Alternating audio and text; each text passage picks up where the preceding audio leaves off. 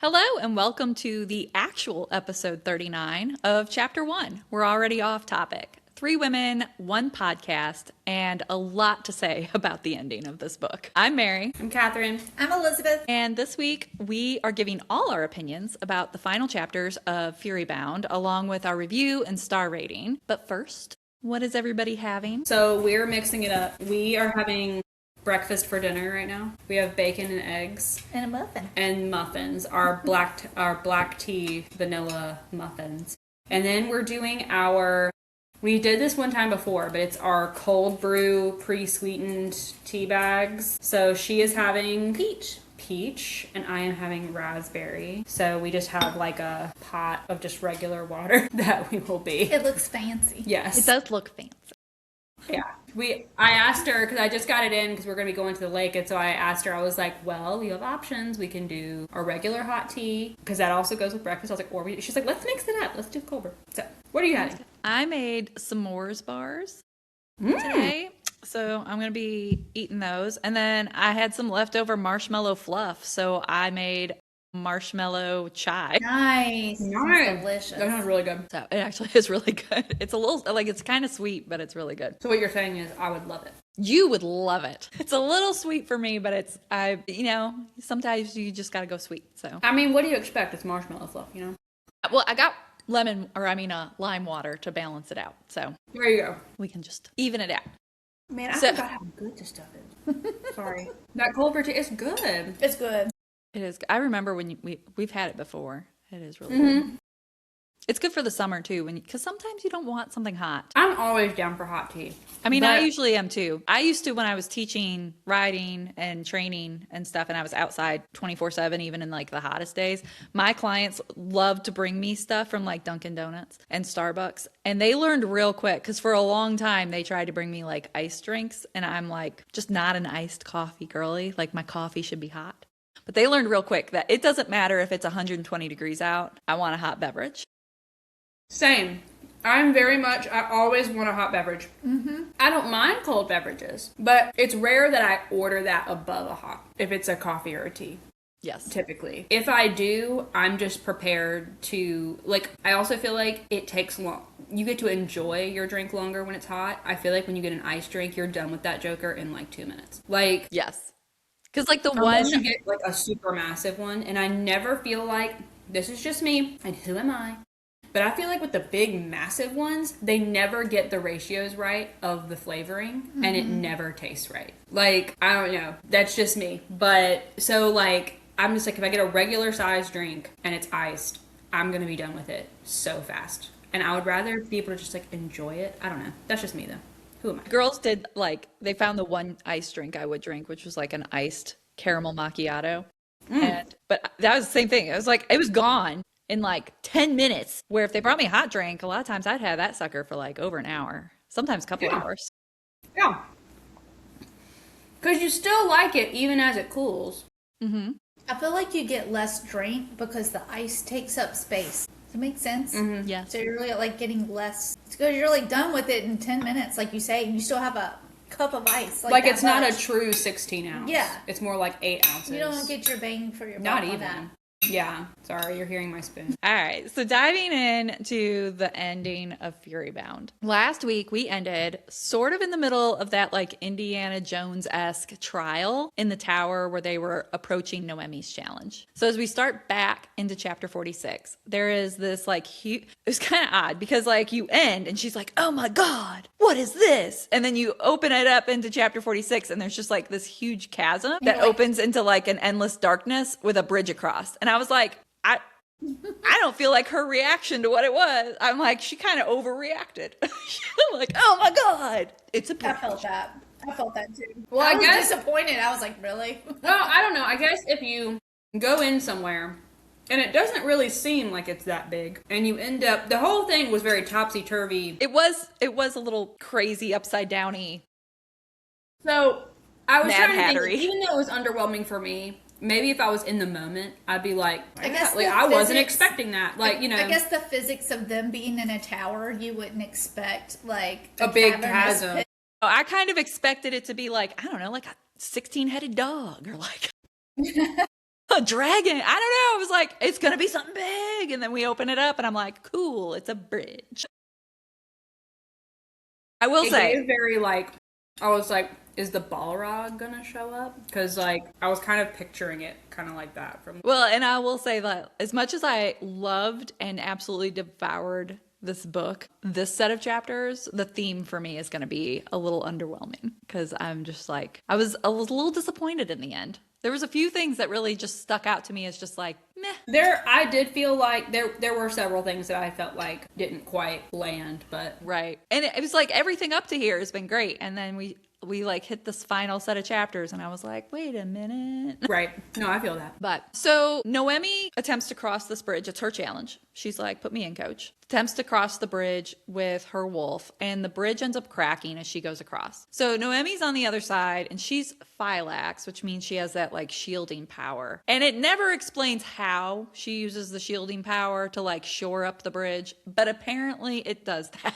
Sure. I just pictured something underneath it, like wind, or, like a bubble shield, just like holding it together. Yeah. Yeah. But she ends up using that shielding power to keep the bridge from falling apart as they make it across one at a time. And first they send Stark because he's like the heaviest. And then they send Venna, which sort of irritates Stark because he wanted Meryn to go next, of course.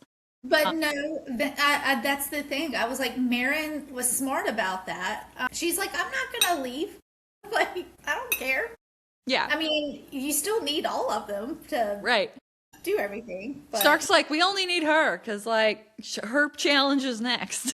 You're not going to leave her. Yeah. So finally Meryn comes across and they're like that whole challenge ends up going through pretty quickly. Like there's a lot of drama of like, won't she be able to hold the bridge? And you're like, of course she's going to be able to hold the bridge. And y'all know she's going to be able to do it. There's the rest of the book.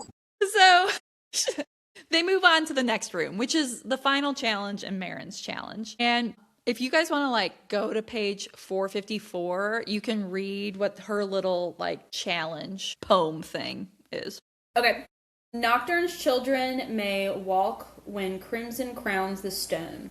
Let Strategos make the choice where steel meets bone. A lifeblood hole must answer its call, hesitate, and death takes all. So like it was really obvious upon like first reading that like one of them's gonna have to die to save the others, and since it's Meryn's challenge, it's gonna have to be Meryn, right? I'm not sure why no one else sorted it out that fast, but Meryn kind of does. I mean, she does a pretty good job. She picks it up pretty quick. Yeah.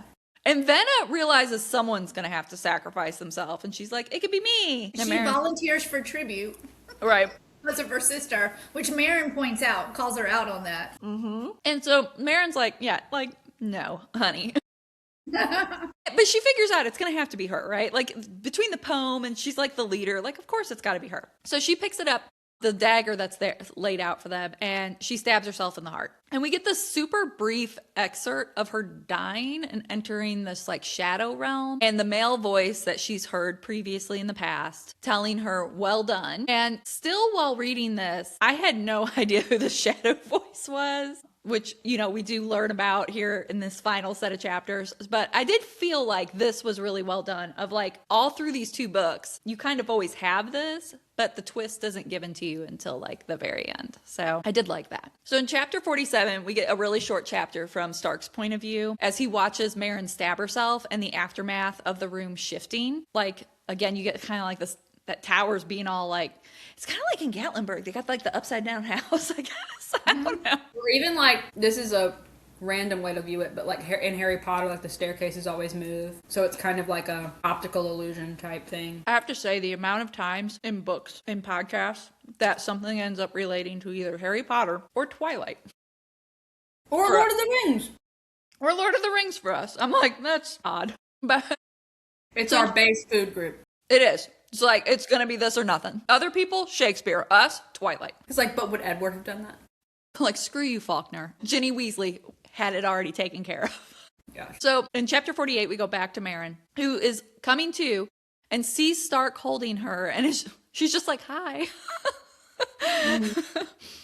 And Stark is pissed. Ven is pissed. Pretty much everyone's like angry at her for sacrificing herself, which We were talking a little bit before the podcast started about how I was talking to my husband about this while I was doing the recap because he was working from home. And I was just like, I'm like, how would you feel? You know, his big thing was he wanted it explained to himself. Like he wanted it explained. And I was like, here are the reasons it couldn't have been explained. Like there wasn't time and Stark would have stopped her. Everyone's dying.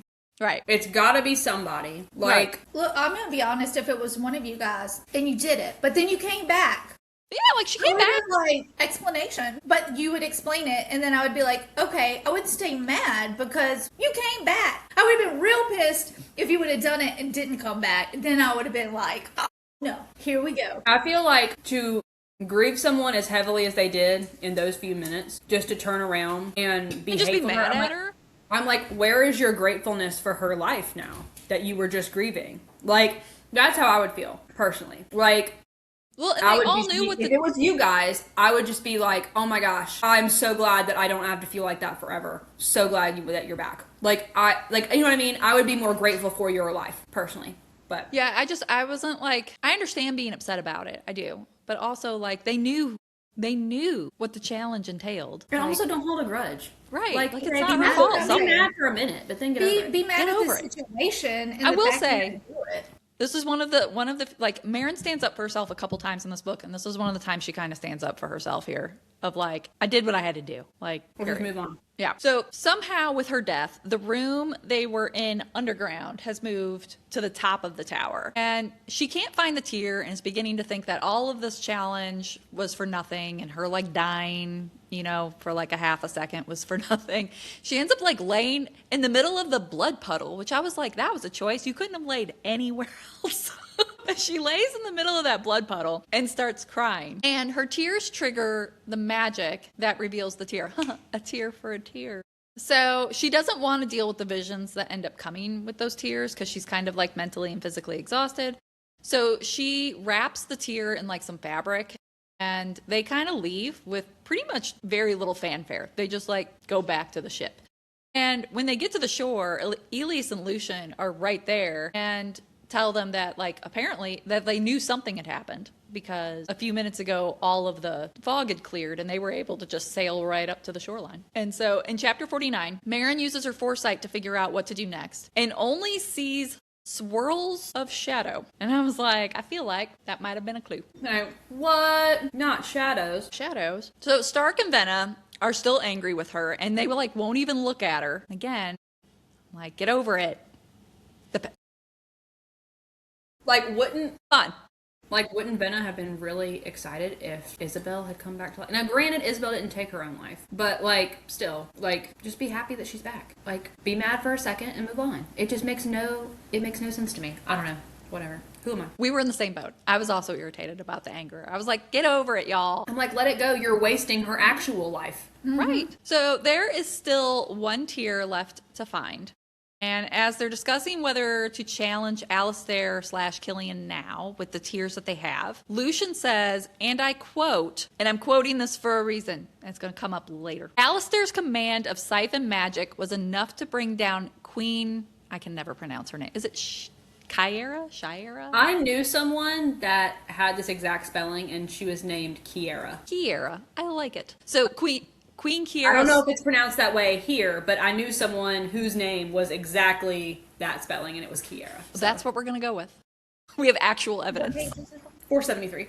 So Alistair's command of siphon magic was enough to bring down Queen Kiera Sternfrost at the height of her rule. He's had 500 years to perfect his corrupt magic, access to Marin's own power, not to mention one of the goddess tiers too. A gem that induces subservience, bends his enemies' will until they worship at his feet, and we are to believe, if we are to believe Killian. And so I like quote this line because everything we've learned in these two books, and then you get this line, and then the big battle is like ends in a half a chapter. Actually, the actual battle at like the scene where we take out Killian ends in like a half a page. Mm-hmm. And buy some daggers, not even buy some super cool badass magic moves like that she had on all these battlefields leading up to this. They were just like whack. I'm like, not one person thought. I'll just stab them. Like, okay, I've been struggling with this too. So I try to be like, let's think about it to make it make sense. So you know how you like try and force things. The only thing I could come up with was that he never allowed anyone to get close enough to behead him. And I think the only way this worked. But that's bullshit.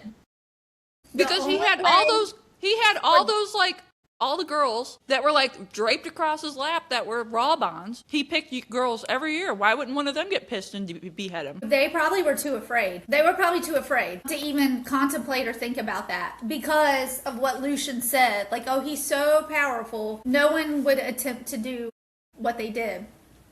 And I'll tell you why. Another one, as far as him getting close, his guard was dropped because he was after that crown. And technically he got it.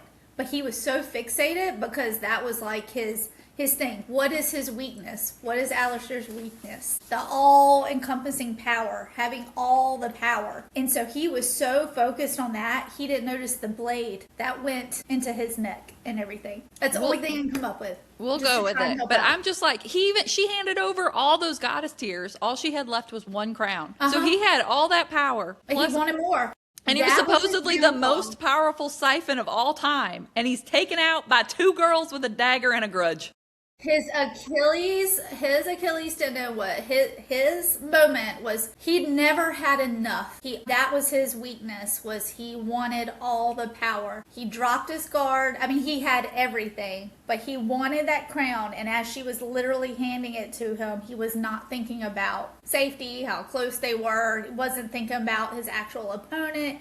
He underestimated her, and she just took the moment and was like, "Shoo, you're done." And I agree. I feel like that was short, and I had to really like force this theory. So I'm really hoping that that's what the authors were going for, because if this is not the case, then I don't know. I'm trying to as we get make to the excuses. when we get to like the review portion, of course, we'll have like our predictions for the book 3. I have a couple. I have normal predictions of like what I kind of hope to see happen or what maybe we could come to expect, and then I have some really wild out there ones that might really suck. That's why he comes back. He comes back and he's like, "Hello, kitten." He comes back. He's just a floating head. Nocturne just like shows up and he's like, "Hey, kitten." I hope not. But see, I don't know. We know what Killian is dead. Whoa. We don't know that Alistair I was going to say, is dead. couldn't he have like body hopped? I don't know. That's what he did with Cyrus? Yeah, Cyril. Killian's dad. But they kept going in that same bloodline, didn't they? So I don't know. But maybe he could have just body hopped. I don't know what he's sitting in now. It'd be funny if it was like one of his prostitutes. I don't know, but when we get to the end, we have a whole nother issue. Actually, that wouldn't be funny because poor thing. And we have stuff that could be super exciting for book 3 that I'm excited for. Yeah, so there may be, this is just a quick, like, we thought Killian was the big thing, but really it's not. So we're just like, here's this big bag, Alistair dude and Killian. We're just going to kill them all that way. I don't know. I was just really trying to make it make sense. Like, as well, and then we'll, again, like there are some theories that I'm just like, I'm a little, because, you know, she's been collecting these tears thinking that she needed them to defeat Alistair. But like when she finishes that final challenge in the tower here, it's Nocturne who's speaking to her. So has this all been Nocturne's doing? This entire thing from the beginning has been him setting this up so she could get the tears and break him out? Like, because he's obviously kind of somehow set up that tower challenge. Yeah. So I wouldn't be surprised. But so Marin practically calls Lucian a coward and says if he's too afraid to confront his brother, that she can take all the tears, including his, and face him alone, which he immediately is just like, that's not gonna happen. You're not taking my tears. And Lucian wants to go back to his own kingdom and gather his army and get married, saying it's political only, and she could keep Stark as her lover. So not thinking, she grabs that new tear that she had in her little pouch or pocket or whatever, and the fabric has slipped off. Satchel. Her whatever she had, I don't know. And some big display of magical beams of power. The island changes from barren and rocky to a lush tropical like landscape. So trying to figure out what caused it, Marin remembers her coronation and the rites. And so the rites were, with my power, I shall rule for all. And she was told to repeat it twice. And she realizes that's to represent the 2 crowns, hers and Lucian's. And then with persuasion, I shall speak to all, which clearly is the ring that Killian has. I will keep my people first as I create. And so that's the new tier, which is creation. And destroy, which she figures out must be the missing tier. And my heart will aim to protect instead of harm. And she's supposed to repeat that twice. And so that represents the 2 necklaces. And so they decide that they need to find that final tier before Alistair and Killian, because he can't have the power of destruction. So Meryn goes to her bedroom and is surprised that Stark is there, since he's still not talking to her. But he insists on sleeping beside her so that way they can both get some rest for, you know, what they're gearing up to do. So Meryn wakes to the boat rocking, her body against Stark, which apparently just gets them both very hot and bothered. And she points out that they're still mad at or he's still mad at her, and they haven't talked. And he makes her open the bond, and she realizes that he's not actually angry, but it's actually heartbreak that he's feeling. And he feels like he's failed her. So Stark is upset that his whole purpose is to protect her, and she denied him that. And she says she would never deny him anything. Sorry, we're talking about she just emptied this. I didn't mean to. No, I figured it would be enough for us to I'm each. a jerk. No, I figured it would be enough for us to each have 2. I can always fill it up again. It doesn't matter. Sorry, It's a big cup. She looked over at me like, I don't like to do things like that. Like, we still have bacon and a muffin left. that muffin's for you. I can't eat it. But you gotta eat. Okay. I broke my diet last night. And when I say diet, I mean I'm only doing it this week. It is my this week diet. I'm getting ready to go to the lake diet. And this is a last ditch effort. You're like, I got 1 week to just be supermodel ready. Look, we're gonna be like this the week of the ball. We're gonna be like, we're all on diets. I might go back to it when I get back. I doubt it. But it's just, well, it's the carnivore diet. It's literally just meat and water. Hence why we had bacon and eggs tonight. Because I had the Danishes last night, and she texted me because I told her about it after we left, and she was like, "We could just have meat tomorrow." And I was like, I like meat. That's what she said. I was like, "You don't have to do that." And she was like, "I like meat." I was already thinking of the charcuterie where you can roll up the little meats, like the ham and the turkey and. So I've heard some people. I've heard a lot of people who have really good success with the carnivore diet. I mean, you're cutting carbs. That's what it is. It's like, yeah, it's a keto diet. It's and sugar. Yeah. I mean, I've had no sugar. The only thing I worry about, I can't do it obviously because I can't have a lot of meat, like most meat. So it would very much limit me. Chuck wants to be able to do it, but then it doesn't make sense since I wouldn't be able to do it. But I also worry, I worry about cholesterol because it's it would trigger my cholesterol. It's very much not a sustainable diet. There's no way that I would do this for an extended period of time. I mean, honestly, we're talking about you don't get any fiber. So you're having to try and supplement fiber. You're having to you have no vitamins. You have to supplement vitamins. I mean, there's just no way it's not a balanced diet. But for a quick right before the lake, it's fine. You're like, I got this. Your body goes in ketosis or something. Yeah, I will say, once you hit ketosis though, because I've done several rounds of no carb in my life, and one of the times it was while I was training and teaching, and I about fell off a horse. Once you hit ketosis, you will be mad, you will be weak, and you will be tired and probably a little dizzy. Well, I got my muffin. I actually told it to Dad today because he stopped by to drop off bacon, and because I've just been snacking on bacon during the day, and then and he said that forever ago, before it was even a thing. He back when he was his first marriage, I mean we're talking forever ago. He was in his 20s. He said that he had gained a lot of weight, and he said that he was it's actually just funny you should say that. He said because I did that, and he said, and I'll tell you what, he said I lost weight like a rocket. He was but you just can't do it forever. He was that's really, and I was well, yeah. You know what though, a man would just lose weight. Every time Chuck's done it, he'll drop. He said he freaking dropped it immediately. He'll drop like crazy. I had a friend of mine, her husband had packed on a lot of weight. Now this man is 6'7", he's not a small man, but he had packed on some weight. He's a country boy. He's corn fed. And he'd packed on some pounds, right? But he also drank beer. So what did he do? He's you know what? I'm just going to cut out beer. That fucker lost 50 pounds in a month just quitting beer. Nothing else. Didn't go to the gym.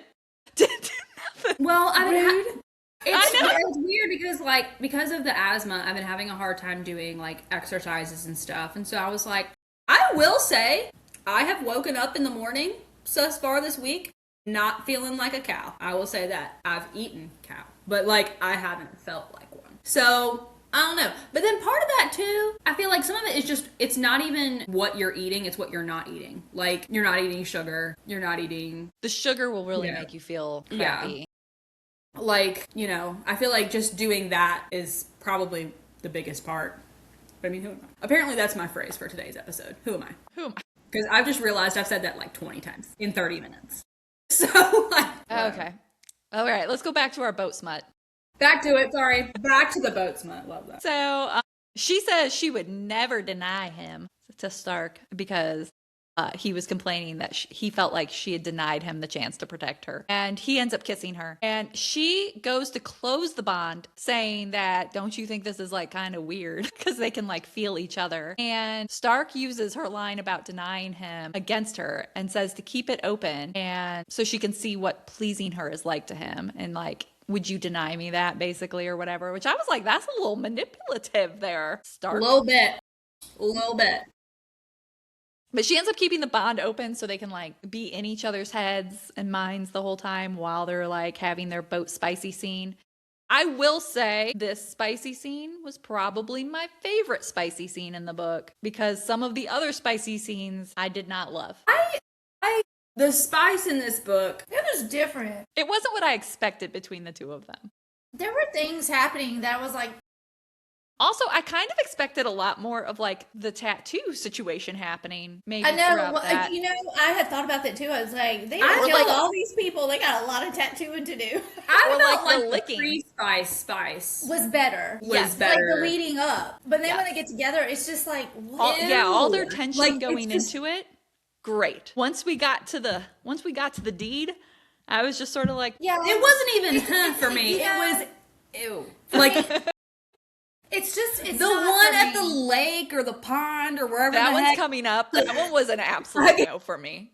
I had so many issues with that one. I was just like, no. I literally had to like nope because I was getting like secondhand embarrassment reading it. It was just Scott's tots all over again. Like Yeah. from The Office. The Office where he's like, I'll pay for everybody's laptop, and then he has to go.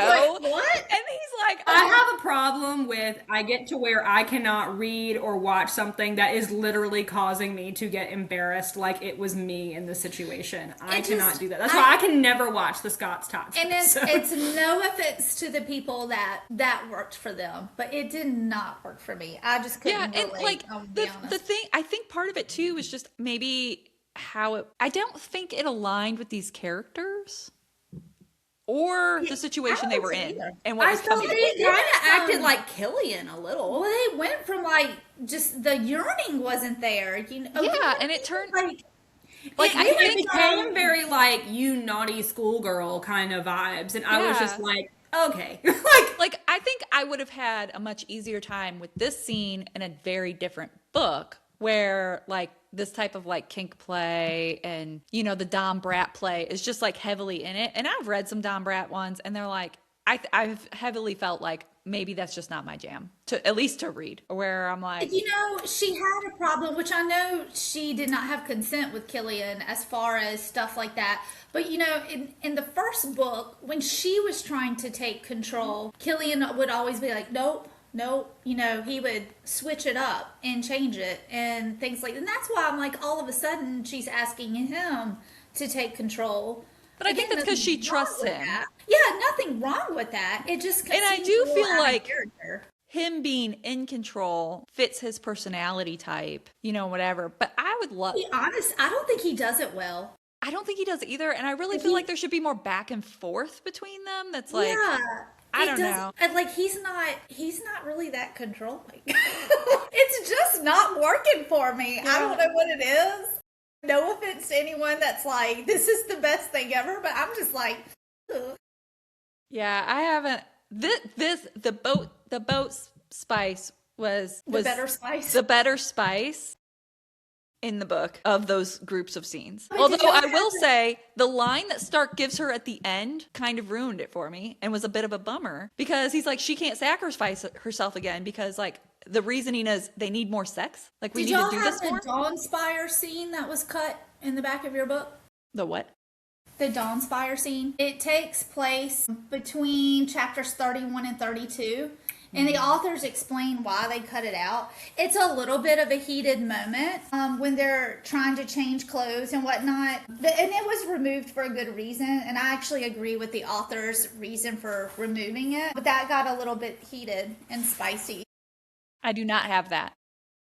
Okay, well, I'll send it to you. She's over here like, sorry about your bad luck. But that was, so they didn't actually have, they didn't like go, I don't think they did, not that I remember. No, I It don't was have that. basically, it was, they were trying on clothes and she needed help with her stuff, her laces and whatnot. And Stark helps her. And so they have like a little bit of handsy, sexy time in the changing room.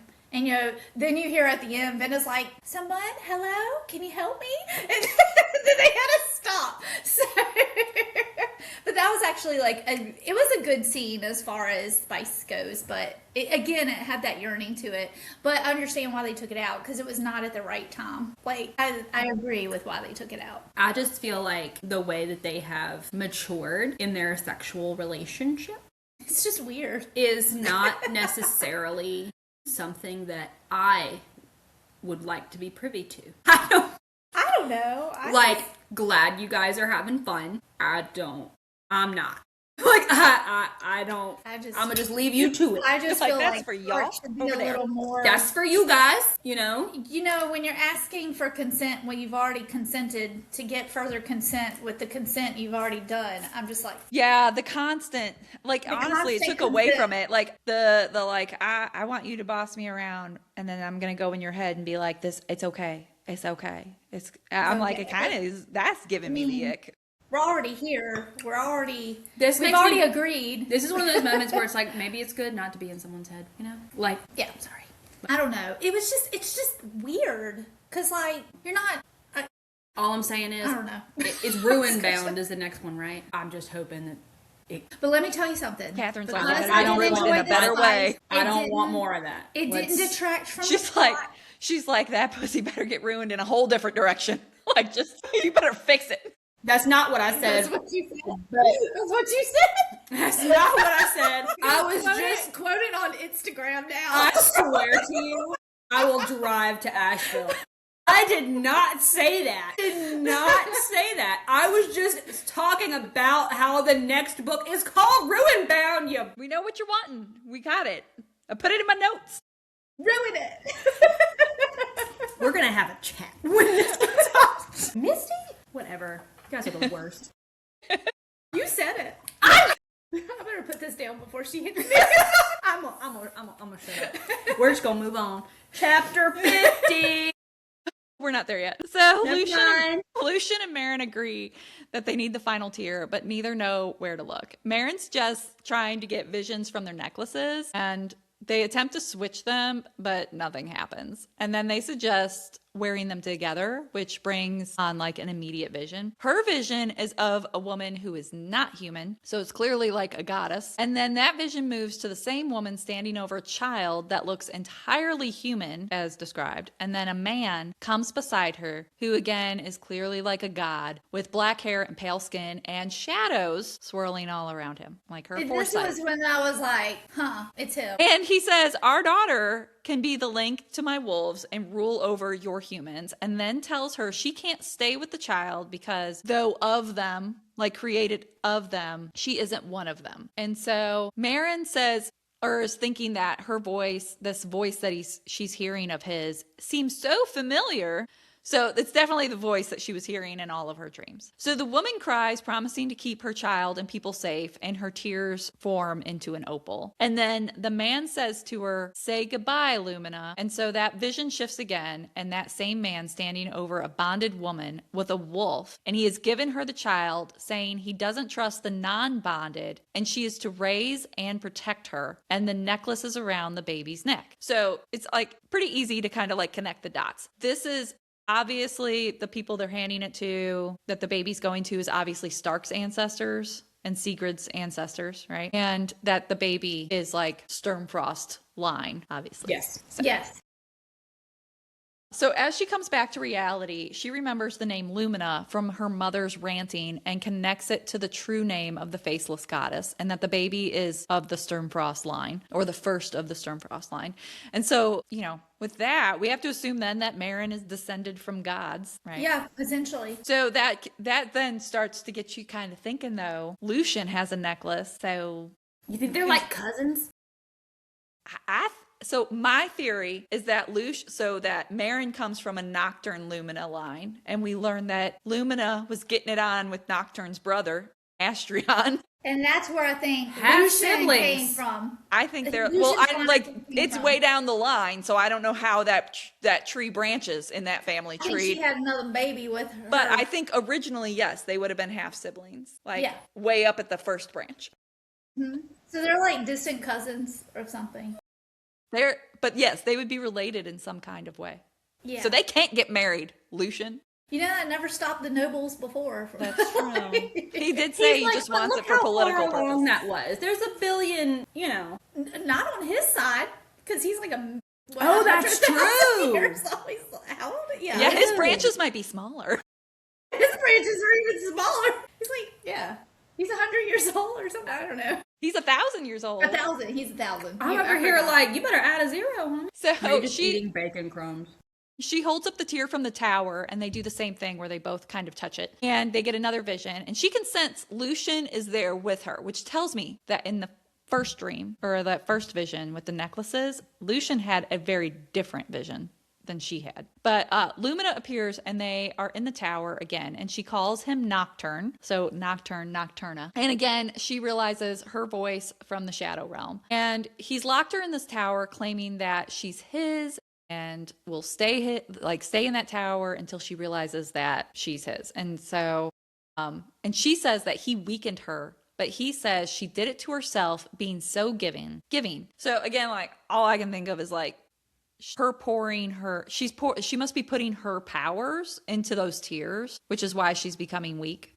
Because every time she does that, she's putting power in those tears. So all those tears have Lumina's powers. So, and then obviously Nocturne, like that weird song we got from earlier, all is the story of Nocturne, Lumina, and Astrion, and her having the affair and getting locked in the tower. Yeah. So That was a very important song, considering. yeah, that I actually sort of breezed past because I'm like, stupid song. Yeah, me too. You put a song in a story, and I'm just like, meh. Props Like, to Maren for figuring this out, not only with the song, but with the. It was Noemi who figured out the song. Yeah, well, Maren figured out with the. Like when she was being blessed by the goddess, the and rites. she tapped her, and just figuring out all that stuff. I was like, hey, there you go, girl. That way, then and Sayla don't have all the smarts. smarts. You Yeah. did it. You So- did it.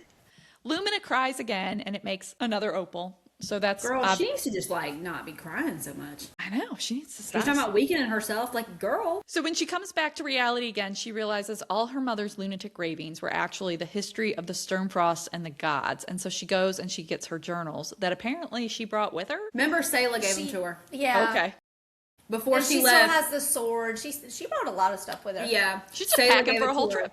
Yeah. Well, before she left, Sayla was like, I think that you'll need these, or like, you might need these, or something like that. Sayla had some intuition or whatever. She was like, it might help you in your journey or whatever. So that's why she Did anybody, was the Direbound blade anywhere in these final chapters? Did I She miss it? had it. She's been carrying it around with her constantly ever since it. Yeah. she's Happened. had But all nothing the happens pieces. with it, right? What? Did anything happen with it? With the sword? The Direbound blade? Yeah. Didn't Stark, isn't that at the end when Stark gets the pieces together? Yeah. Does Did he he? do that? No, Yeah, Nocturne it is. It's in that Nocturne. last chapter. Yeah, Yeah. it is. Because It's like the when last that comes chapter. together, and I all forgot. hell breaks loose. Nocturne via Stark's body. Yeah, that's it. So I was over here like, dang, that was easy. I'm like, did I read that wrong? I'm like, Did I we've been remember carrying that little wrong? shards everywhere. He just puts it honestly, together. I think I missed it in the recap, the actual Dire Blade. I remember reading it, but I think I missed it. So you guys can find it and point it out. So I was like, I don't know. It's been a while since I've finished it. But I was like, I'm pretty sure that happened.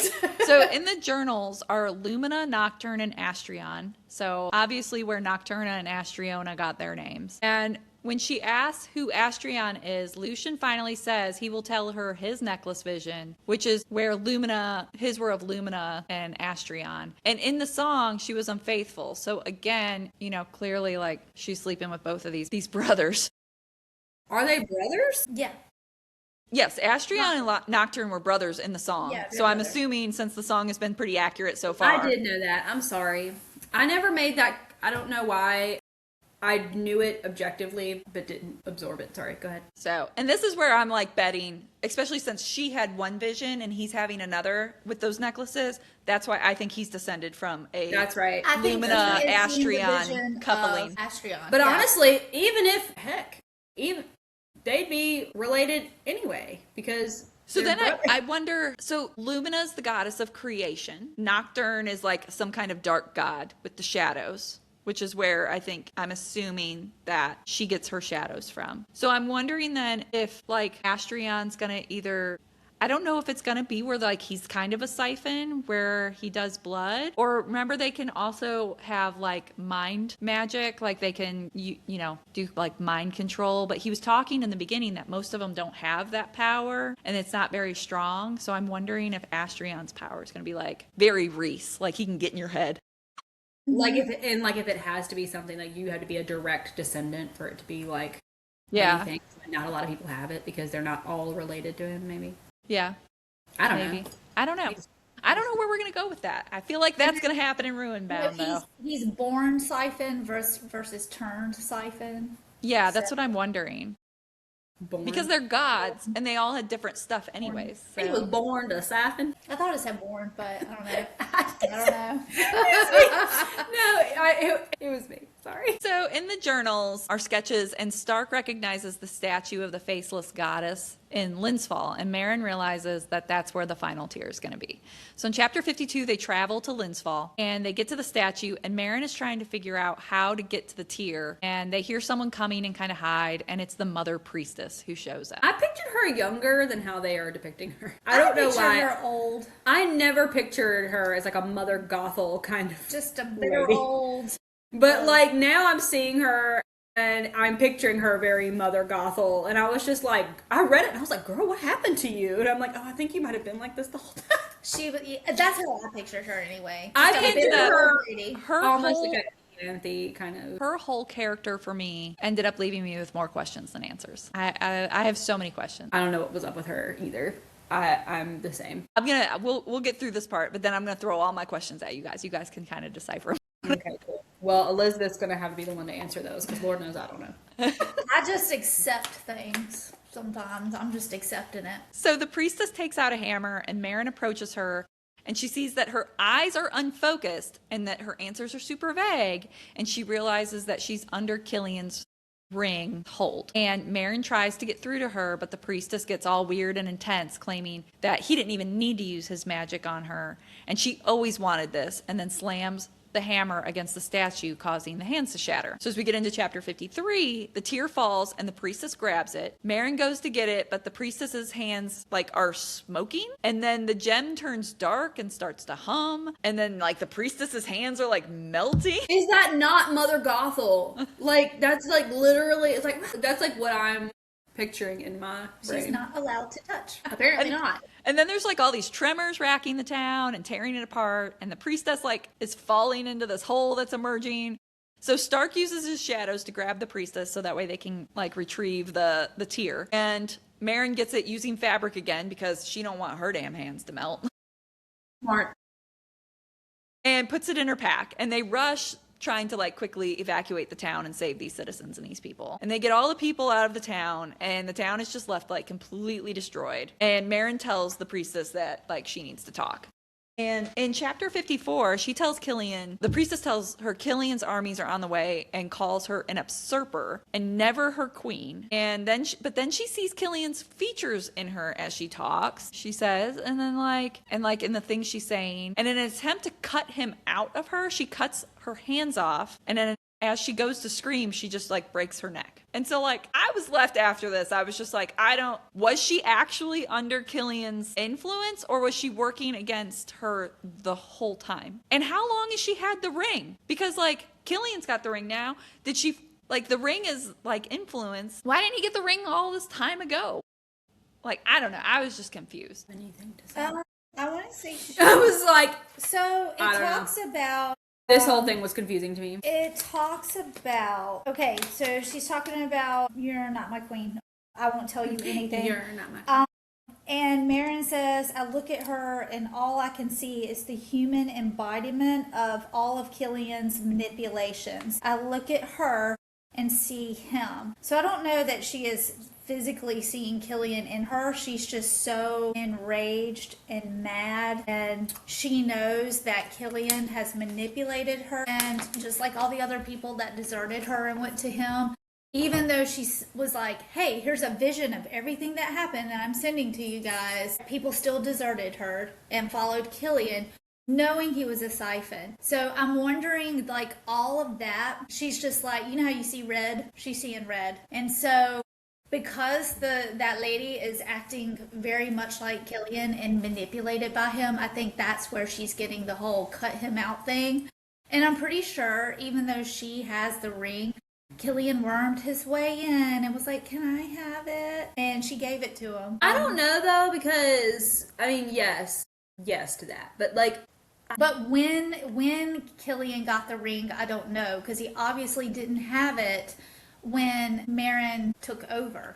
Right, and I guess that's he the did confusing not part have to it me, is why Alistair's been around for thousands of years. Obviously, those tears have been around. That ring has been around. Has the priestess had it this whole time? And if not, why did he never go for it? Well, Because it was a real game changer for him, apparently. Well, the question is, when did Alistair start realizing about the tears? I mean, had he always known or no? Because he didn't start really changing until Marin found the crown. And he was still in Cyril at that time, right? He's like, I'm owning everybody. I've got these wolves. He's got the sword. He's top dog over there. He just hasn't gone after his The tears brother yet. didn't really come into play. They didn't come into play until she finds them in her floorboard or whatever. Yeah, and I wonder if he, upon realizing the power that occurred there, he did his own research and was like, hey, these tears are a thing. This is why Marin, who's a new But wait, hold up. bonded. Could he not do anything until Like maybe he a didn't- Sturmfrost? Because Maybe those crowns, because so we know, although the crowns work with her, like both crowns work with her, she's getting, she gets power from Lucian's crown as well. But I wonder if like maybe the crown well, I don't know. Well, that's the only crown he never got his hands on at the end. the only reason why But I'm I like, say maybe that that is because why was the crown buried? What? Why was her crown buried? Because Alistair came and took over for this, like he killed the Sturmfrost queens, right? So that crown had been there. So I wonder if that crown didn't work for him. Or he didn't know about the power. He certainly never wore his daddy's crown. You know, his daddy exiled him. So I don't know if he knew about that excess power until Marin put the crown on and he saw I mean, it. I might be thinking too deep about it, but There was a big manipulation to that too. True. Because there was all this waiting for like a Sturmfrost to try and like, you know. Yeah. I don't know. Maybe we'll get some clarification on that in the next book. well, Or I don't even know if it seems like matters at this point. well, at least with the vision, like all these vision, well, at least a lot of the visions that they've been doing, like with the necklaces and the like those tears that they got out of the tower and stuff, it's taking her and Lucian. So maybe part of the problem was they couldn't do he couldn't do some of these things without a He needed two Sturmfrost. They together. needed both. So they needed a Sturmfrost to like. Break out Nocturne, maybe. Yeah. That's why I'm wondering if Nocturne's behind this whole thing. I think so. Well, we'll get to it. I think Nocturne's going to end up being the big bad for Yeah. sure. Yeah. Um, But And there then is a the question- line. which I don't know though, because like I don't know how that's going to relate to Stark and his relationship with Marin. Well, you know, Because he's supposed to technically protect her. Alistair is communicating with the Starfrost. We haven't found out if Lucian is communicating with his person, the guy, the brother. Astrion. Not Alistair, Astria, yeah. So, I mean, is Lucian in contact? Yeah. Because we didn't know that Stark and them had anything to do with it until like last minute. So I mean, Yeah. I can see Lucian keeping that, under But the belt. what's surprising then, though, is that Marin isn't she's getting Nocturne 2 voice and not Lumina. No one seems to be getting Lumina. Lumina. Mm-hmm. And is that because she weakened herself by making the tears, or? She also... Isn't she like trapped somewhere? I don't know, but I know that she's What's going... wrong? She makes The in wrong one of the series. visions, the vision about her creating Linfall, she tells the people, call and I will always come. Mm-hmm. So I feel like she's going to come back in book 3. I feel like there's a way to summon yeah, her. because when she made I'm the over here statue, like, where are she you was, at, girly? she was like, she made the statue where the tear was, and The then she, people like, made the just statue. She left the disappeared. tear with the people. They made the statue. It mimicked her giving them the tear. But she like disappeared in that spot. Yes. Like she gave it to But him. and Marin then- says she doesn't know where in the timeline that vision happened. Because it is weird. She said those people just kind of like were created. And so is that, and then when you get the vision with her and Nocturne with the baby, he's like, my bonded and your humans. So I wonder if he made the bonded and she made the humans. But I don't know where in this timeline. Like where Well, in she that was pattern. still. She wasn't locked up in the tower after her infidelity. There's got to be a reason why she's not showing up. I'm like, but then again, Astrion hasn't shown up at all. We've only seen Nocturne. Maybe Lumina's over there with him. Just like we're just gonna let Nocturne do his thing, and then we're just Maybe gonna they, show up. I mean, like, it seemed like Lumina and Astrion might have been the actual real love match there. So maybe they're together hiding out, just having themselves a happy time. They're in their happily ever after. They're like, fuck y'all. We're done. We created. Now we left. That's your mess. You deal with it. Yeah, we'll find out. Something's gonna get ruined. In FuryBound. Well, we know what Catherine knows. I'm not gonna talk about the third book ever again. So Marin uses her foresight and she sees an army of bonded led by Jonah. Blech, coming to Freaking Jonah. Why? He's like a newbie too. Why is he leading people? No, he's like the cockroach that just won't die. It's so funny to me that I'm like, you went from you're like a freshie, like you're like, And honestly, you have not even I been blame Stark. bonded that Stark long. could have got rid of him as a raw bond. He didn't like him. He had issues with him. He could have just chopped him off. I'm like, people have so much more experience than you. Why are you leading this charge? Like, it just doesn't make any sense. Like, honestly, like Marin being where she is doesn't make sense. But that's just that's nepotism, you know? Like he has no reason to be out here. I think Jonas is leading just people. he's just running on hate at this point. Boy ain't got nothing else. He's over here like, listen, I got this. Well, he was dispatched quickly. So they decide that it's safer for the people if they leave because they don't think that they would hurt, the people of the town as long as they're not there. Because like they'd hurt them to get to them, but like they're not going to hurt if they're not there. So, and they also have that tier of destruction, and they just know that Alistair/Killian cannot get his hands on that.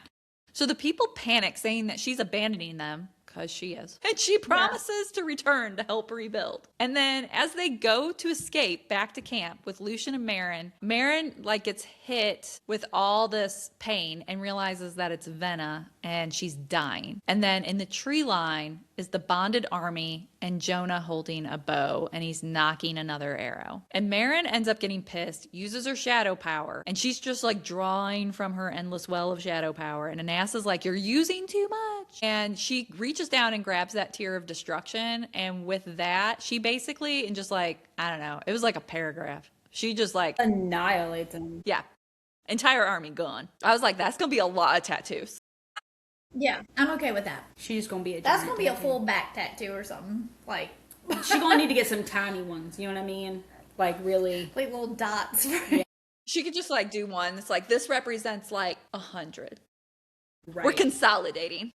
It's just like in the math they're teaching the children nowadays. You have 100 block, you have a 10 stick, you know. Like this dot represents 100. Or Christopher's learning pirate math and X equals She 10. just get her ears pierced Which and be is like, like this is what Roman earring. I was is gonna for say that's a 100 Roman people like numeral. you. It is a Roman numeral, but what they're doing is that it's like a dot is 1, An X is 10. A C is 100. Well, that's And also Roman numeral. yes, it is. But the way that they have to put it out, I don't know how to explain it. They're calling it pirate math, but like, yes, it is based off of Roman numerals. You're correct. Why don't they just use Roman numerals? Because they're trying to make it fun for the children. Is a V a 5? They haven't gotten into fives. No. If they do the dot before the X, does that make 9? No, they haven't done any of that. No, that's not how they do it. They don't, no. I don't know how to play this game. To I don't either. I'm like, why wouldn't one have been I? It's just a dot. I don't know. But I feel like it's going to be confusing later. He's going to be like 12 and being like, no, one is a dot. Well, honestly, listen, this math, it's trying. The pirates told me that the Roman numeral. It's not Roman numerals. I mean, it is, but it's not. They're not teaching him Roman numerals. They started with that, and then they moved on to the digits. They started with that to get him like an idea, and then they had to translate. I don't know. I'm switching maths anyway, so don't worry about it. We're switching maths for this. You're like, no pirate math for you. Well, he doesn't always do pirate math. It was just it's not like we're every day doing pirate math. I just remember counting apples. This apple and this apple. It's giant. Yeah. That's all I know. Sometimes homeschool be like that. It's always some odd number too. It's like Catherine had 375 oranges and Timmy had 2 apples. And I'm like, that is a huge discrepancy. Also, how's Catherine carrying that many oranges? I have to have an apple suit. Not apple, orange suit. Orange dress. Sorry. Let's go. Let's keep going. Sorry. I didn't mean to get us on that. Moving on from the pirate math. Chapter 1. We're already off topic. Venna. She's dying. She is dying. Sky is holding on. So Marin is sitting with, they poofed the army, Marin did, and then Marin's sitting with a dying Venna. And then like Lucian uses his siphon speed. I got very Twilight, like Edward running through the forest. We know who's going to wind up together now. Oh, yeah. 100%. 100%. That's a thing. 100%. So he shows up and has Venna drink his blood to change her into a siphon, but her wolf is still dead. So even though she comes back as a siphon, her wolf is still dead. So I was secretly hoping we were going to get a siphon wolf, just like real. I was so disappointed. Real growly and hungry. It was a tragic scene. I was really expecting a siphon. I was already upset about Isabel, and then when this happened to Venna, I was like, damn, girl cannot catch a break. She lost her sister, and now her dog / wolf. I would be devastated. I was really hoping that Sky would make it. But I think she's already hard of hearing. And I feel like she like had that moment with Sayla earlier about feeling different and an outcast, and like, that kind of thing. So I feel like she's better equipped to handle the change out of any of That's true. But still. I think it could have been more. I honestly think it's Venna to set up the love situation, maybe with. Yes. Because it could have been a lot more interesting for Noemi to be made siphon because she hates them so much. Yeah. That'd have been funny. Yeah, and her having to deal with it. Lucian took it very, very seriously, like her safety and stuff. So I do feel like you're getting set up for that to happen. The two to wind up together.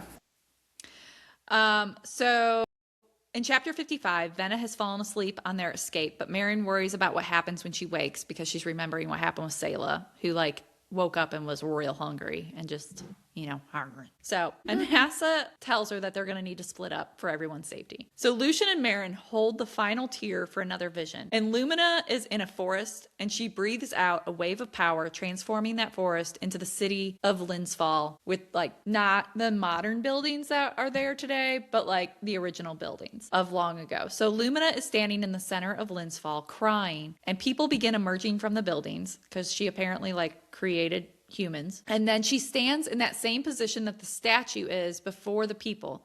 And she tells them that the world is now theirs and says that she is Lumina, the goddess of creation, and to guard over the tear and that like that's their responsibility now. And she also says that she will always come when you summon, which I think is our clue she's going to show up in book 3. I'm like, but who has to summon? Does it have to be?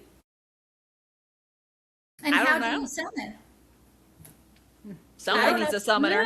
Honestly, if I would have had this summon vision as all Marin, three of I would have them. come out of this vision and been like, homegirl, come here now. I wonder if Stark summoned Because them, she's saying there it to was the lens fall. What? I wonder if Stark summoned them because when all that stuff happened at the very end, it was like boom, boom, boom at the end. Was there 3 booms? I want to say there was 3. If there was only 2, there could be only 2, but I was thinking At there the was very 3. end? When There Stark is, did- I mean, there is booms, so, there's booms. but how many? We don't know. 3. It's 3. 3 booms. It's gonna be Lumina, Nocturne, and Astrion. All boom, 3 of them. Boom and boom. They released all 3 of them. That's what I'm thinking.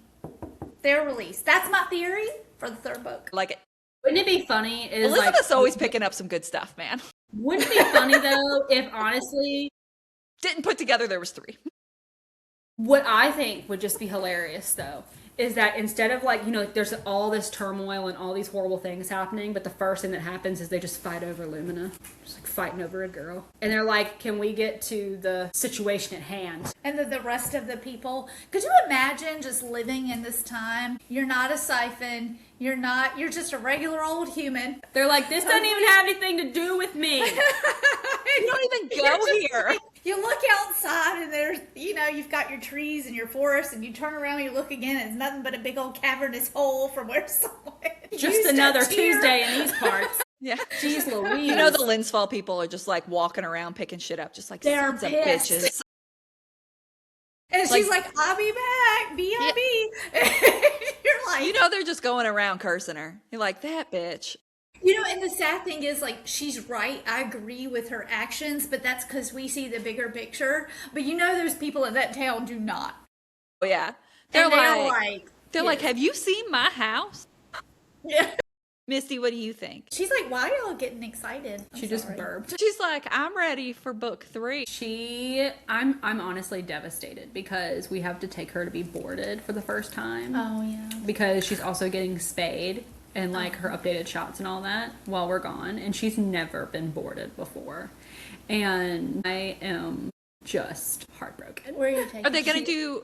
But she's like so friendly. They can do. Is she going somewhere where they have like day camp during the day that she can chill? They don't have a day camp, I don't think. But Cherry Stone's really good at communication. You should be able to call and check. And there may be like a video set up. James is this over here situation. like she's so spoiled, she's such a princess, like how she's gonna just be in there crying all day. I think no, they'll take her out. She's gonna have a good time. They'll be fine. They will be fine. She just keeps like, sorry, she's like all over Elizabeth. I'm sorry. She's like, I had to board our German Shepherd when we first moved to Danville, and because there was just no way I could have all of the dogs in the tiny apartment above Mucho's. So she was the biggest one. So we were like, well, we'll board her, and we can't board Gunner because he'll murder everybody. And so we were like, okay, so we're gonna do that.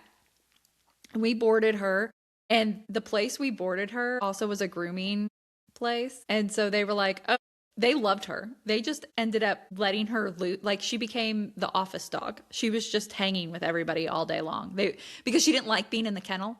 And so I mean, she's pretty good in a crate, but I don't know how she'll feel about hearing like a ton of other dogs like barking. Well, stuff like that. Frida I think doesn't she's like- gonna get scared. she doesn't like noises, like loud noises or weird noises. Like she doesn't like to hear a truck back up or like, gunshots or anything like that. And apparently like they had like these big outdoor runs that she could go out in during the day. But there was like, I guess there'd be noises, there'd be like the dump truck would go by or, like the garbage man or whatever. And she would try to climb out of her kennel and it's like 12 feet tall and she's trying to climb over the top of it. And so they were like, you can just hang inside with us all day long. Yeah, I'm very nervous for her. I feel like I'm like, not only are we taking you to be boarded for the first time, you're getting a big old surgery, getting shots. It's Well, gonna it'll like probably a be good whole- because she needs to be on rest after surgery anyways for several Yeah. days. They can Yes. monitor and do pain management and stuff. So like, that's all going to be good. Yeah. you're almost on the table. She's been like whining, so I think she's been waiting for this moment. You're not a lap dog. She's like, I beg to differ. So when Marin wakes up from this this vision of Lumina creating Linsfall, her and Lucian discuss the vision, but they really don't come up with any new answers. So she decides she needs to face Killian, and she's not going to be able to take Lucian with her to help like she had planned and be able to use his tears like she'd planned, because Venna is going to need someone to take care of her. So she's like, I'm just going to have to face him with what I got. So Egith breaks through and communicates that Killian and his forces are approaching Blumenfall. And in chapter 56, Meryn wants to leave right away, but Anassa tells her that she needs to sleep after Lynn's fall because she used a ton of her power, and that she also apparently smells. So, and needs a bath. That's fair. You can't be riding into battle. Stinking. Yeah. And Yeah, having a little feminine-ish situation. It's good to just feel refreshed before you go. And I like that Anassa's really concerned about like her yeast levels. She's like, it's time to bathe, honey. Yeah. Well, she's the one that's going to carry her, so she's got a better nose. She's over here like, you are affecting me. You're like, my coat feels gross from where you've been sitting. So Meryn tells Lucian her plan and asks him to take Venna to Astriona and protect her. Lucian ends up giving her not only his necklace, but his crown as well, saying that if she can trust him with Venna, he can trust her with the tears. And then Lucian ends up taking Venna and carrying her with what Meryn describes as reverence. So I'm like, oh yeah, those two are definitely going to be getting together in book 3. Yeah. Oh yeah. So Meryn goes to rest and sleeps alone so she can talk to Killian one last time. So in chapter 57, she goes to her dream shadow realm and finds Killian and pretends to be scared and looking for him again. And I don't know how Killian is falling for that. Well, obviously he's not. He doesn't. But, I don't know why she thinks that he would. I think that she's honestly thinking that his ego is that big. Yeah. I think that's what she's thinking. Which, Yeah. I was like, that makes sense. That's fair. Yeah. So she lies and says Lucian forced her to go to Lynn's Fall and take the tear, and she took it to bring to him, and says that she killed Lucian. The priestess already told him about her necklace, so she admits to also having Lucian's necklace in order to try to help gain his trust. But she doesn't tell him about the one she got from the tower. Killian asks about Stark and Kratos, and she ends up offering them to him to eliminate in any way that he chooses, kind of suggesting that Tormund could take care of him. And he kisses her, which was really gross, and tells her to meet him in the morning at Blumenfall. So when she wakes, she promises to Stark she didn't mean any of it, and he carries her to a hot spring that he found nearby to get clean. And then this was like what we were talking about earlier. This was just not our favorite spicy scene. It just felt, for me, it felt very out of... And it's several pages. Yes. It's like a whole chapter. It was so icky. And it, like, that was my thing, is that, you went from, like, they're getting ready to go to the biggest battle that has been built up for 2 books, and then you get this, like, really, like, brat dom play. Like, I'm gonna chase you through the forest, and then I'm just not gonna listen. And I was just like, okay, yeah. You dirty feral creature. Ew. Also, what are the logistics of walking and having sex at the same time? Because, like, I tried to figure that out, and I'm like, I don't know how that works. It doesn't. Dude, like I said, it just felt it. The only way... Like, how big is he and how tiny is her? Because I don't know. Maybe because I'm, like, 5'9" and I've always been tall. Like, this has not been an option for me. But, like, I'm like, I don't think that could work. Just a walking and a thrusting. I don't think it... I don't...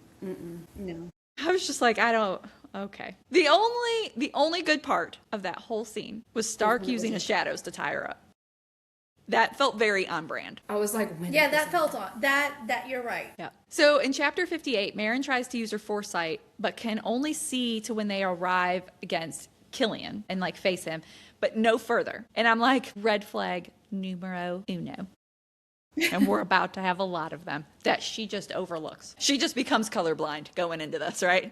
And then her plan is to use shadows to bind Stark, so that way he can just unbind himself on his own later, because she's like, Killian's not going to know he can use shadows. I don't know how she assumes this, but whatevs. And she's going to present him and Kratos as prisoners. And then using rift magic, she plans to send Noemi in ahead of them into the camp. So when she reaches out to Noemi to see if she's in place, she gets nothing. Red flag numero dos. Silence.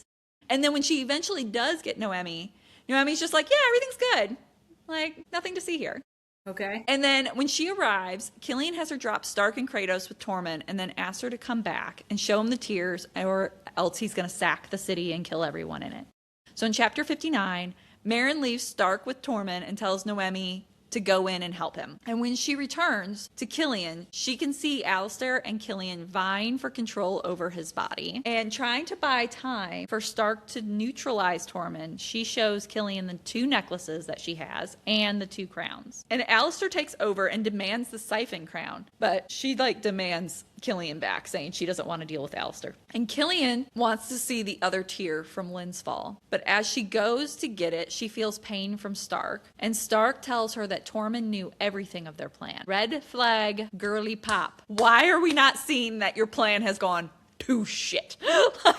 So Noemi says she got away and she's just trying to figure out how she can help. I'm like, have you met her? She hid out in Lucian's chambers and just was like, I'm just going to stab him on a diplomatic mission. That girl ain't running from nothing. How do Red flag. Red flag. Red flag. So She wouldn't have left Stark like that. Come on. no, that's like her brother. She's not going to leave Stark. Nope. She would die before she left him. No. Yeah. So anyway, so Killian reveals he knows she's talking to Stark, and ultimately, the gig is up, right? He reveals he saw Noemi in the camp and knew immediately that she was going to betray him, and which means also he's definitely gotten to Noemi. She tries to attack Killian with her shadows, but at first he forms a shield using her own power against her. And then he's able to start absorbing those shadows that she's using, and it's actually just making him stronger. So Nasa's freaking out and tells her that she needs to do something different. So she tries the Tear of Creation, which ends up just putting a bush around him. Yeah, when I read, I was like, really? That's the tier you That's go the tier you picked? That's the one. I was like, really? I'm gonna create a solution. So She's like, you know what always works? Plants. that's what she was hoping for. I'm gonna create a solution. yeah, that's it. That makes sense. She's thinking. Apparently it was that. So it's the only tier he doesn't know about. Why wouldn't she use the other one first? Oh my God. So anyway, so she uses the Tear of Creation and it just makes a big bush around him, which he just with his shadows. And she goes to use the Destruction Tear, which opens this big black hole, swallowing up Killian. And Stark is still fighting with the remaining Phylax, and Noemi is still nowhere to be found. And Killian starts rising up on some weird black shadow cloud from this hole in the ground. And he's carrying 2 shadow swords as he comes rising up. He's giving big bad, but apparently not. He's not a closer, you know? So suddenly Noemi calls for her help. No, you should have just been sorry about you, figure it out, bitch. But her wolf is laying on the ground, and when she gets to Noemi, something strange flashes in her eyes. I'm like, how many clues do you need? And Marin's magic is suddenly way less, and she looks down, and Noemi has taken her necklaces, and then she blacks out. And when she wakes, she's with Killian and Noemi away at some other camp. And Noemi gives Killian the necklaces, and he asks for the Astronian crown. Anassa in her head is screaming for her to fight it, but Killian says her wolf has been compromised, and then stabs Anassa in the side with one of those shadow swords. And I'm not gonna lie, I was like, if you kill Anassa off, I'm gonna throw this book across the room. And we can forget FuryBound.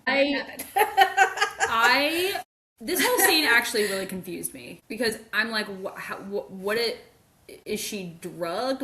How is this? She was under happening? the ring's influence. Yeah. And she didn't have the necklaces to protect her. Because remember, she'd been wearing those necklaces. No, Noemi took the necklaces, so now she's under the power of influence. She's under the power of the ring's influence. I think those necklaces were protecting her from Killian's influence with the ring. Kind of like how they because the ring creates worship, right? Mm-hmm. And influence. He can influence people. And then on top of that, I think she was still actually kind of fighting it a little bit. She was trying, she was just uncertain. She was very confused. And then him stabbing Anassa, and then he's like, I can save her. I just need, he's still he's using that to help. He's using the ring to... He's using the ring, and he's using Anassa's injury to keep influencing her to try to hand over the rest of those tears. Because he knows she'll do anything to save Anassa. Yeah. So when she hands him both tears and the Astronian crown, she senses something is wrong. Shocking, Marin. You just now getting it. But then in her own mind, she senses darkness and shadow, but also light and warmth. And I'm like, is this Nocturna and Lumina that she's sensing? Because she's sensing it inside herself. And then the light. There's someone else there, a bridge from me to another. That person is just beyond my reach, but I can sense they are calling to me. Or is that Stark? Because she ends up reaching out to Stark. But see, originally she was like, I don't know what it said exactly, but she was like, in her own mind, she sensed darkness and shadow, but also light and warmth. Light and warmth. And the sentence I read was exactly right underneath that. There's someone else there.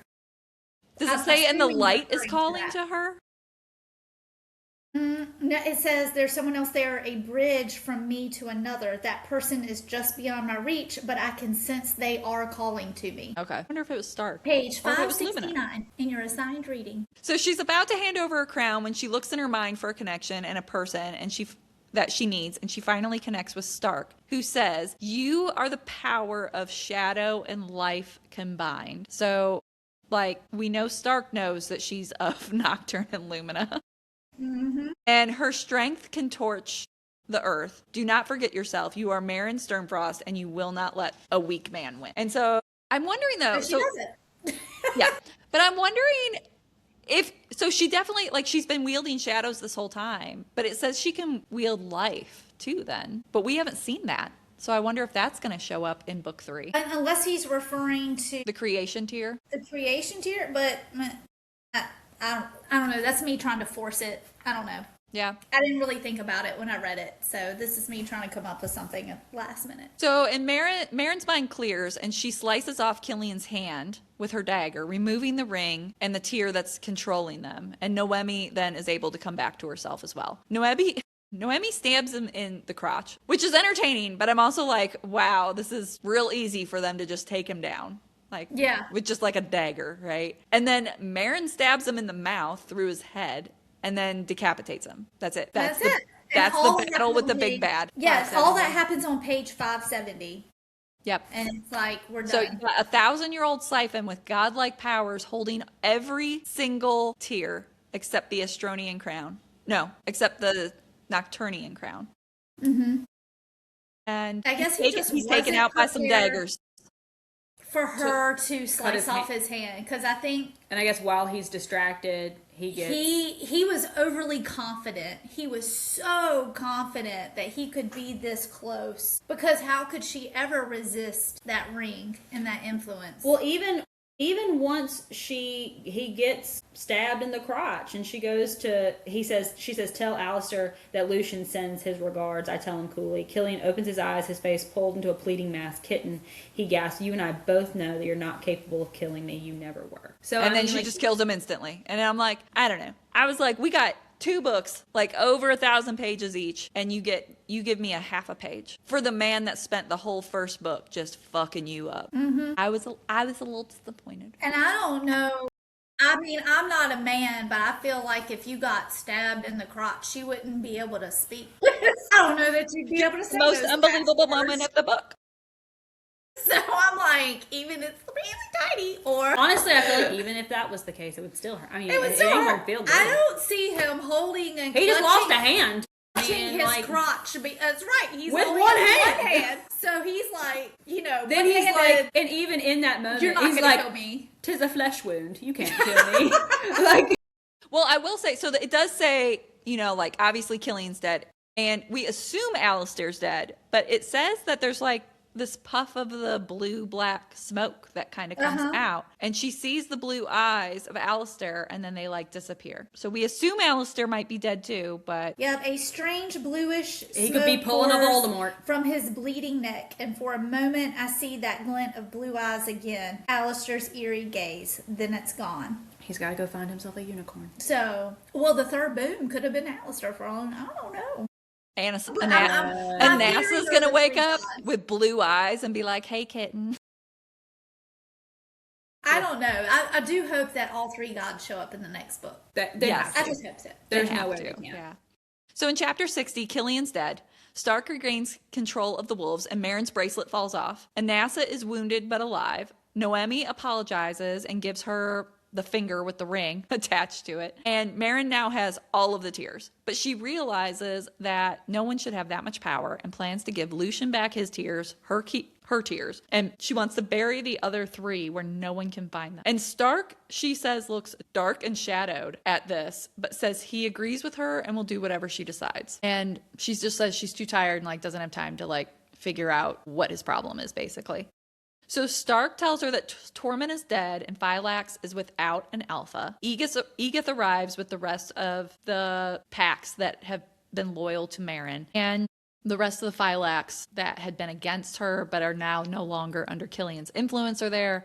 So she approaches everybody in all of the packs and she tells them that no one's going to be punished for what happened or for going against her, because it wasn't in their control. And she's like, it's like a long road to earn trust back between each other. But if they feel like they can't trust her, that they are free to leave and she's not going to go after them. So then in Blumenfall, the nobles welcome her and they provide them rooms to rest. And Ruby ends up visiting and tells her that Sayla has been going to school in Astriona, which actually makes Marin really happy. And Marin asks if Ruby's going to go back to Astriona with them. And Ruby says that she wants to give them space if they need it to like form their relationship, but that she would also be like, she really wants to get to know Sayla as well. And then Ruby goes in for a hug and Marin's like, no, too soon for that. That's a you and me, Mary. We're like, not yet. I've been over here like, Catherine would be like, yeah, girl. bring it in. Should I call you mom? The past. So what do we end up thinking of Ruby? I would have gone that far. Anyway, sorry. Do we end up liking Ruby? I think so. Yeah, I mean, like, I don't really have much of a. I don't hate her, but you know, my father didn't leave my mother stranded for her. So, well, I liked how like respectful she was of that relationship. Like you can tell she's like very much loves her father, but also is willing to stay away so that way he can create this relationship. Yeah, I like it. I feel like Ruby's going to end up being kind of like a mom to Sayla in the second book. Or I mean in the third book. and she knows it's going to take. She might even end up her and Marin might end up maybe even forming some kind of friendship. a relationship. Some sort of friendship, yeah. Yeah. Because I mean, she did say Because I don't think Marin's going to do a Catherine and call her mom. I love how that's just what I would do. Like we don't even. But I also, because she actually thought she's frozen in time in like what, her 20s or something, Ruby was. So Oh my gosh, y'all. We got a whole nother book. These authors be killing everybody. What if she dies? Like, don't get attached yet. Her father could actually die next book. Wouldn't that be something? I mean, she already killed off Isabel and technically Venna. And technically Sayla, I guess. If we're really Venna's wolf. I know. Poor Sky. what if Stark goes? What if Stark goes siphon? Gosh. I know. It's less taboo now, I think. Yeah, everybody's just turning now. She's like, I'll still love you. Yeah. She's like, listen, my sister and my BFF, they're siphoned. They're too, so we'll siphoned. make- She's like, we're crossing political lines now. It's fine. Yeah. Hey, there's the political marriage you wanted. Yeah. Diplomatic. So in chapter 61, we get a Stark point of view, and it's our final chapter. And Nocturne visits Stark in his sleep, angry that he hasn't followed his command to put the tears together in order to free him. Stark in his head knows that Nocturne will bring destruction and vows to help Marin hide away the tears forever. But Nocturne is in his head and can hear his thoughts, and using his shadows, he takes over Stark's body and ends up putting the tears together himself. There's apparently 3 massive booms. I just wrote there was a massive boom, but there are 3. So I was like, obviously Nocturne's free, but now I'm thinking that Elizabeth is right. I think Elizabeth's going to call it here. I think all 3 of them are free. A boom to the west, a boom to the east, and then a boom somewhere distant beyond the horizon. Watch that one be Lumina. She in the middle. You got east, west, and she's just over the horizon somewhere. She's the true north. So cheesy. So Marin wakes and asks what is going on, and he tells her that while his family is sworn to protect her, they are not sworn to the Sturmfrost, and instead have always been sworn to Nocturne, the dark god, and he has returned. So what do they do with the dire blade? I missed that in the recap. It is. See, that's the tears. There it is. Okay, 582. Yep. midway. The shadows fade, and in my hand is the reforged dire blade, shining and entirely whole. Nocturne idly tosses the sword onto the floor. Yeah, he says, my hands open the bag on top, the one holding the shards of the dire blade. Nocturne finds the hilt of the blade first, and as he pulls it out, a huge rush of energy cascades inside my body. The pieces rise from the bag in a swirl of shadow as power courses through me and into the hilt. The shards fuse together to one another, reforming and reshaping into a sword. And where there are gaps, missing pieces, shadow plunges and then disappears, revealing new metal. So he just poofs it back. It's giving Sailor Moon. I just love she was like, and it forges into a new forges. sword. New sword. Mars. How did you miss that in the book? But you were just so funny. You were like, it forges into a new. So I wonder who gets, like, I wonder who's going to have, like, I wonder how the dire blade's going to play in, because it controlled the wolves before. Well, I don't know. Nocturne just, once he creates it, this is funny. He Once just, like, tosses creates it aside. He's like, fuck that thing. Idly tosses I don't it need that. What in the world? He's like, this ain't got nothing to do with me. I know. He's like, fixed it. And then, Just to prove I can. don't need it. Don't need this. Don't need that. I want these. And it's a boom, boom, boom. I wonder if he meant to do that. Probs not. He probably only meant to bring himself back. Yeah, now he's, well, I don't know. He might have he was very obsessed with little Lumina. That's fair, but he was mean to her. Well, that's how abusive relationships are. I'm like, is Astrion nice? I hope so. I hope so. I hope he's going to be great. Like, he's gotta be nicer. Like, he's gotta be. She had to have left Nocturne for somebody that was better. The good brother. Right. So, reviews and star rating and maybe predictions for FuryBound. I gave it a 5. I liked it. I mean, even with the things falling flat in certain areas, like with Killian and stuff like that, I feel like it was a really cool, like, ending. Like, It was a twist I didn't see happening from start. yeah. I didn't see that. And honestly, I didn't even see Nocturne being the one that the Shadow Daddy talked. Like, I didn't realize that till we were up on it. It was Nocturne like, back here being I'm a the one dark that's horse. in your head. I was like, who? Yeah. I mean, I completely forgot about you. As we got into this book, and the further I got, the more I remembered of book 1, how I felt that those the mother's ravings and her journals were going to be really important. But then we got very tied up in Marin being a Sturmfrost. And we kind of just like thought that was it. But then The Lumina, because she kept saying Lumina. but there was Lumina. so I like that it was bigger than we thought. Yeah. Gave it a 5. Same reasons. While there were things like I felt like I had to force to make sense, it did not detract the overall storyline, the arc, especially because I like to judge not just individually of a book, but the whole thing, the whole series. I don't think it took away, for me at least, it didn't take away from the overall storyline. I liked that things were kind of tied up in a little bow in some areas. Like, she's got the bracelet off. Hooray. So that makes things a little easier. I'm Killian interested is to dead. see how her powers manifest without the bracelet. Jonah is dead. You know, like, check. Now, I don't know about Alistair. I'm still out on that. I don't know if he'll pop up because of blue smoke. I mean, why even mention it if it's not important? You know? I don't know. Unless it's like a final. He's gone.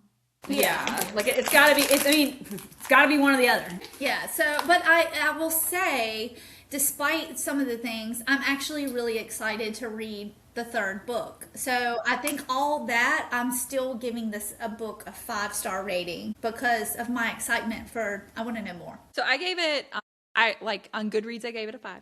It was actually a 4.75.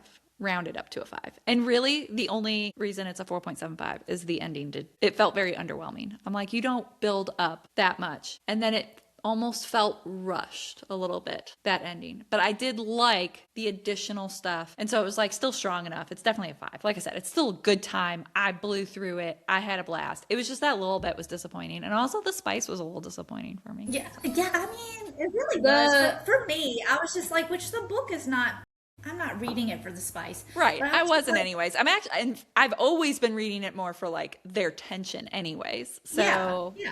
like The that was fun. Killian ending was definitely underwhelming. What brought it back for me was the Stark chapter.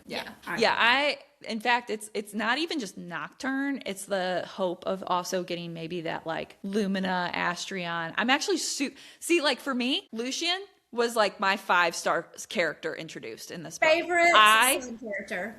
Love him, and I actually cannot wait for book 3. I swear to God, if they don't make him heavy in that book, I'm gonna lose my mind. I want so much more Lucian. I want to see Lucian with Astrion being like all badassy. I don't know, like. I'm also assuming, because, you know, he is an Astrion descendant. I want that history. I'm wondering how cool Astrion's going to be. Like, I feel like he's going to be pretty fun. He's going to be chill. So he's going to be like the chill guy. It's going to be hilarious if he's just like Lucian. Like, hello, I've arrived. You're welcome. You're welcome. Yeah. Like, my brother is the worst. Couldn't agree more. And the banter between the two brothers, like, if he's just like, well, she left you for me because of this, because your shadow attitude. Like, I mean, that would be just Your like, shadow too. Your shadow dude. Then again, but we know kind of like Nocturne's power. We know Lumina is the goddess of creation. We don't know what Astrion is. That's right. So I'm like so excited for the things we don't know yet. Mm-hmm. I keep like trying to like figure out something with their names. Because like Lumina, that's light, right? Nocturne, Nighttime. Astrion. Asteroid of destruction. I feel like it's giving kind of a more universal kind of vibe. You know what I mean? Like, I don't know. She's looking up something. Probably what that means. A different spelling of it is the U.S. Defense Technology and Aerospace Company. Right. But that makes sense, right? Like, it's giving space. So I'm like wondering if it's more of like an all-encompassing situation. Like if he is like the Mac Daddy. The Mac Daddy. You know what I mean? But like in the best way. Like still cool. But the big Yeah, I don't know. It's when does FuryBound come out? I know it's next year. I just don't know if they've given a date yet for when. It says coming soon in the book. How soon is soon? So with Stark bound to Nocturne, how much do we think that's going to come into play? July 2027. Well, that's not that bad. Okay. It's a year. Yeah. So I'm gonna have to rewatch these episodes to remember everything that happened. do we think that like he's gone against what Nocturne asked him to do? Like Nocturne gave him a command and he's already gone against it. So do we feel like, I wonder how, because I almost wondered if he wasn't going to be able to go against it. You know what I'm saying? Like if it was like once he's told, like since he's bound to him, if he tells him to do something, he's just going to have to do it. But because like I'm wondering how that's going to come into play with him and Marin's relationship, if that's going to somehow drive a wedge in between them, or if he's going to have to leave to protect her. Mm-hmm. I don't know. Because, I mean, I feel like if he has a physical body, like if the boom was his physical body, the question is, will he be able to go in and out of Stark's body at will? Or is he like, I'm done using you, I've got my own physical form now? Do you want a slushie? Sure. What kind from Sonic? Cherry Lummy. Sorry. That was, I don't know. I'm just going to end with I don't know. Teacher called on me and then I was like, oh no. But I'm excited to find out like what is going to happen between Marin's relationship and Stark's relationship. This is going to change dynamics. But you know what? Maybe for the best at this point. I'm like, are we going to get, well, I don't know. I mean, maybe it'll help their sex life. Maybe something will be ruined per Catherine. I don't like this. I don't like it. Let's go back to Grr. So like, is Grr. Is Ruby gonna get called mommy?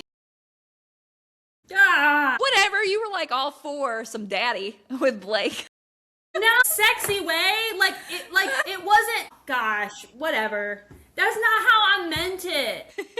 Whatever. You know what? Whatever. It's fine. It was just witty. Like it was just like funny how he said it, like because he was basically saying like, yeah, like I'm more like capable or whatever. It was, I don't know, whatever. I thought it was funny. Sue me. Who am I? So we will return next week with there's stuff stuck to it. Okay, here we go. With the Night Prince, we will be having episodes of the Night Prince all through July, and then since there are 5 weeks in July, at the end of July, we are going to be having a special bonus episode for y'all, and hopefully we might have a special guest for you guys lined up as well. So looking forward to that. So we will see everyone next week. Bye.